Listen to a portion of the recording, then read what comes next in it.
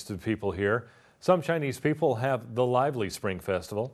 Other Chinese people have the yummy Spring Festival with traditional foods to share with family and friends. A big part of the holiday has become, in many different ethnic groups, the Culture Spring Festival. As with many holiday times, there are many Chinese that just enjoy a good book or two during the Spring Festival. And we recently had a chance to attend the 2013 Beijing Book Fair at the Beijing International Exhibition Center.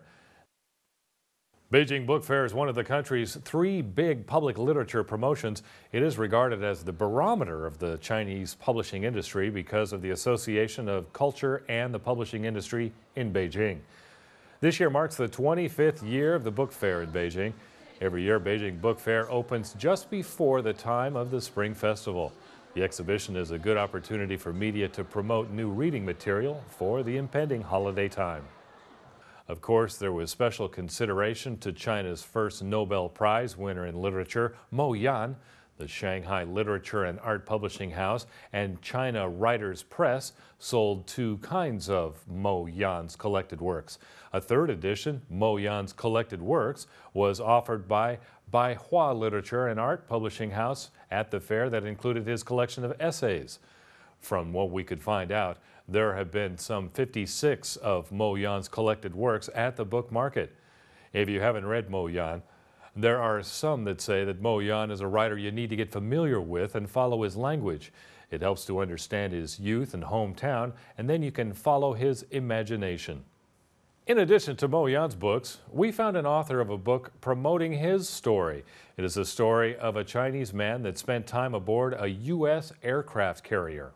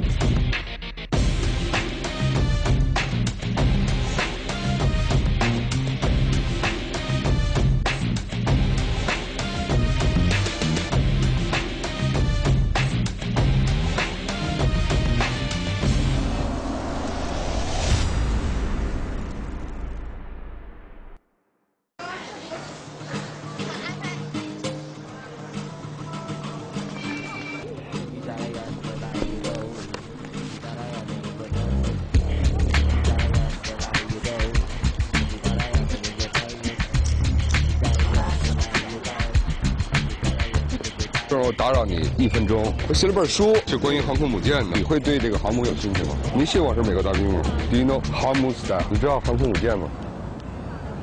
大家。哎，那我问你一个问题，你相信我是美国大兵吗？您信我是美国大兵吗？我在航母上服过役。还行，看着还蛮精神。是美国大兵的话，能不能打折呢？这个。哦。没关系，大干什么？哎，您对这个航母这个方面有了解吗？不太了解。有机会可能会接触。您有兴趣看吗？会。那必须的呀。这都自己亲身经历不是吗？对。这也非常好。我会关注。你会关注的是吧？对军事方面会不会有兴趣？行，我买了这个。肯定这会买，我对这个还比较感兴趣。真的哦，那太好了。看得出一种身临其境感觉。对，是吧？是这样。这种话我自己感受到的这感觉是吧？对。然后那你对中国也是有一定帮助的，应该是。我喜欢。这书挺有意思，美国大兵不错啊。了解航母，看它，好书值得看。这本书太棒了。这本书不错，挺好看的。我在美国航母当大兵，有点意思啊。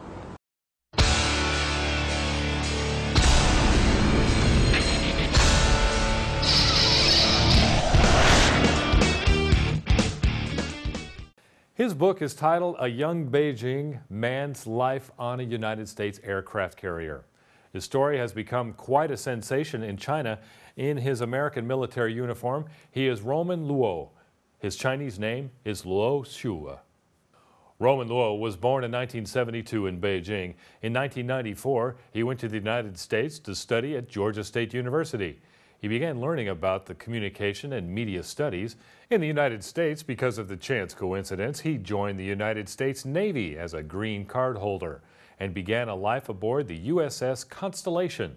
His responsibility on the Constellation was to maintain the security of the radar AWACS aircraft E-2 Sea Eagle Eye.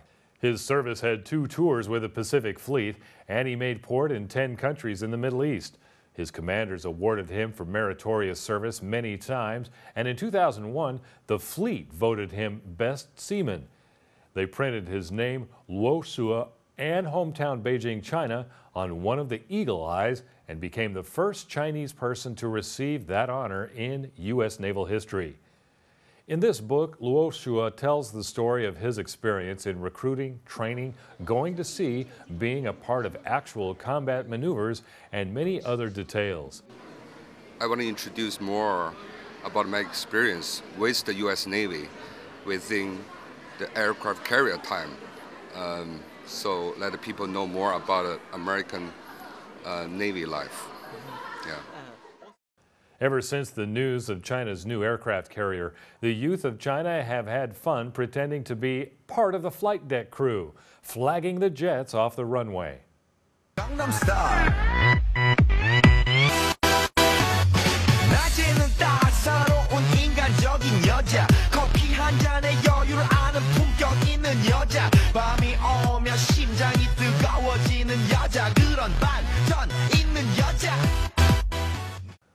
All this comes from a Chinese aircraft carrier named Liaoning. Liaoning is the first aircraft carrier commissioned into the People's Liberation Army Navy, now called Plan. The Chinese are all very inspired with the achievement. However, China's aircraft carriers are still in the initial stages of development. For the Chinese, the aircraft carrier is still a very mysterious sea battleship. But the United States has based most of its naval development on aircraft carrier technology. In carrier training, operational systems, and ship versatility, the United States Navy has a lot to teach the Chinese. The American soldier's life in the aircraft carrier attracted the eyes of China's military enthusiasts. So Luo's experience has gained a great following from China's Navy and China's military fans. Zhang Yongqing, the chief editor of Modern Press, said at the beginning he met Luo and invited him to write a book. He did not think that this book and China's aircraft carrier would come out at the same time. At the book signing and promotion, Luo, dressed in civilian clothing, tall and handsome, attracted many readers as he wore 2 medals that he won for his services in the United States Navy. Luo said 4 years of living with aircraft carriers has brought a lot of change in his personal life. 4 years of the United States Navy, just like the 4 years in college. Today, Luo is a director. At the beginning of 2003, when he retired from the Army, he went to Los Angeles Film Academy to learn direction and screenwriting. After he finished, he went to Hollywood. He served as deputy director for the film Red Cliff, directed by John Woo, as public relations producer for the movie Kung Fu Dream, starring Jackie Chan. Navy or military life is not my goal of my life, but to be a director was my dream, since I was very little. 4 years of the military, just a life experience for me. But my whole life goal is to become a film director. So after the Navy service, I come to the school and to get a director training. It's totally different life. Luo's story was not the only popular American military book at the fair. There were 2 others that seemed to draw quite a lot of attention. The first book is American Women Soldier. This book records the struggle American women realize when breaking through step by step in the Army. This book is the first book that disclosed a real Army camp life of American women soldiers in China. Written by 2 Chinese women soldiers, they describe the history of women serving in the U.S. Army. Another book is more geopolitical, called Target China, written by German-American scholar William Engdahl, and his view on the relations between China and the U.S.